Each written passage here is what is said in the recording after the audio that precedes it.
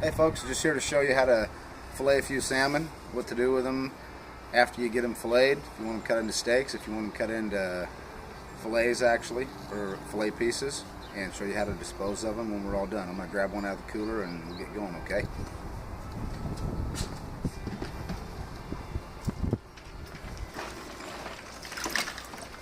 What I like to do is keep them in the cooler as long as you can.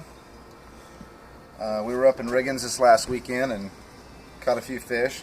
I'll put them out on a table. I like to put just a table with a towel on it. It keeps them from slipping around. And I usually use a couple of paper towels. And I'll give it a wipe down, just get some of the fish grease off of it. It's a good thing. It doesn't harm anything. You can leave it on there as long as you want, but it's nice to take it off when you fillet it. It's just a grease that helps the fish get through the water really fast. And I'll use a fillet knife, not a real long one, you know, a 9-10 inch fillet knife. Keep it pretty sharp. You got a bowl and a cutting board. And anyway, the fish has already been gutted. We gutted them at the river before we left, so you can see the fish is open. I like to take a cut right behind the gill plate, the cheek actually. I'll run it down at an angle, start it straight down, and then you turn your knife. You always want to have the knife away from you. You never want to cut toward you. Put your fingers in there and you can hold it. The nice thing about the towel, it keeps the fish from sliding around. You can use a cutting board if you want, but put a towel on top of it. And what I'm doing is I'm running that fillet knife right along the spine all the way down the length of the fish. Don't worry about the lower fin. Okay, the upper dorsal fin, you'll stay on one side of it. And you run your knife right down alongside of it. You can go right above the tail, or right above the lower fin in front of the tail. Once you get to the very end of the tail, okay, you just take your knife and you put it at an upward angle, cut it right off. There you go. Put that on your cutting board. And if you want to get some of this spiny tissue right here, this is actually part of the bone that just comes off with the spine. It's nothing to worry about. Easiest thing to do is take your same fillet knife, give it a quick wipe, and you run it just inside those rib bones. Get it started, and you hold up and you peel it as you're cutting, and you just take little slices at a time. Okay, it looks like some of the meat's coming with it, but all that is just fleshy meat that's attached to the inside of the rib bones. Run your knife down a little bit further, holding it up, a little bit of pressure, keeping the blade away from your fingers. And you take that tip of your knife, poke it right down inside the flesh, pull it toward you. Take the same knife, cut, run it all the way down, and then you turn your knife up the other way if you feel comfortable. And all you do is you're just cutting part of that lower belly fat off of there. And what you've got is that lower fin. Some people like to smoke this. To me, it's a lot of time and effort trying to trim all that bone off of there, but you've got this is all bone cartilage. That's the lower belly fat. Some guys like to smoke it. I don't prefer to. It's just there's not a whole lot on there. And I'll take that and I'll put it in a trash bag, throw it in there, and then you take the rest of your fillet. It's beautiful. And some guys like to cut it in half, quarter pieces. I'll take about 2-inch wide pieces because it's a really good size to have for dinner for 2 people. And I'll just cut it at an angle like that with the same fillet knife, nothing fancy. Lay it in there, cut that one up. I'll get down to about this far from the tail. I'll cut one more steak, and I'll save that tail section. The tail section is great. It cooks a little faster because it's not quite as thick. Get some of those flies away from it.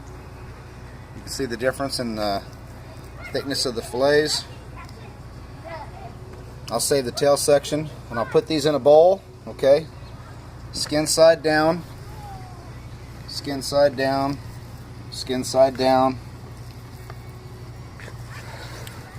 Get about 4 or 5 minutes. You can use a platter, bowl, doesn't matter. And then your next layer, you're going to put flesh to flesh. So I'll turn these upside down, put flesh there. I'll take this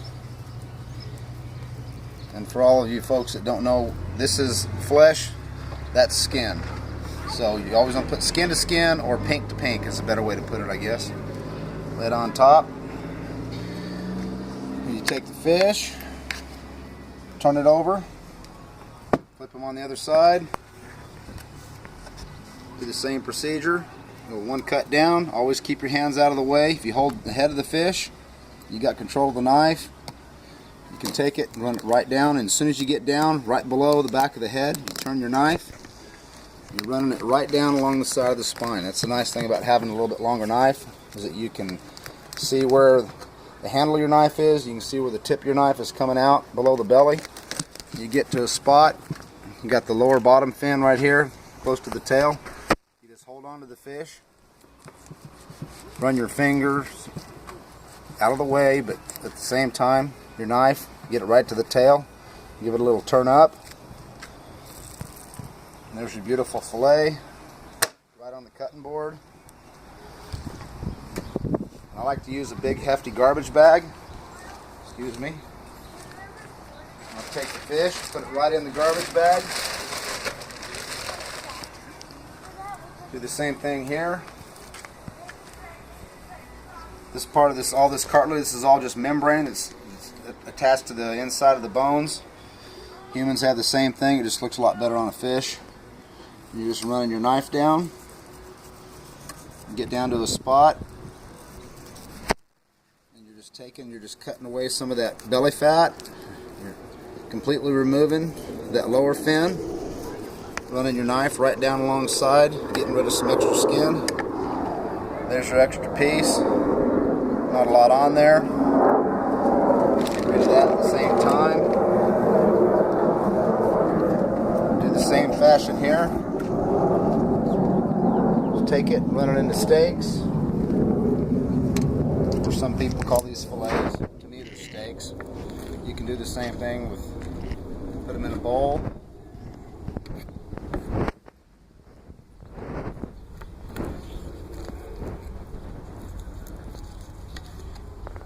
And you're running these here, and you're putting flesh to flesh, skin to skin, so you can see you got the skin side up. So the next layer, you're going to put skin to skin.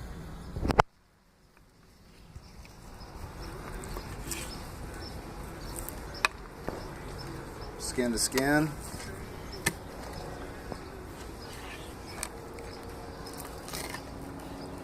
Skin to skin, and then make a little room and put this one right here. Same thing. Skin to skin. And you complete that process till you get all your fish done. And what I like to do is keep all the fish in a bag, and I'll get all the air out of that bag, tighten a knot.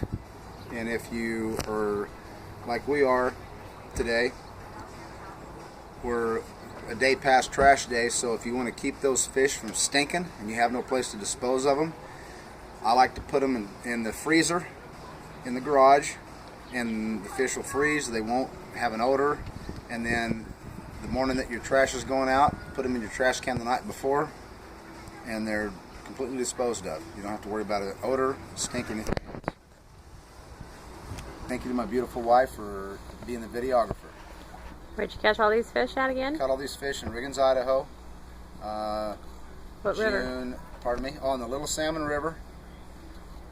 Just in the last few days, so it was between the 7th and the 10th. So we were up there for about 3 days, and it was pretty good. So to all the fishermen out there, I hope you had a good, successful season. And this is to all the folks that don't do their own fish cleaning or skinning or cutting up. I hope it helps you. Thank you for watching, and hope to see you soon. Good luck fishing.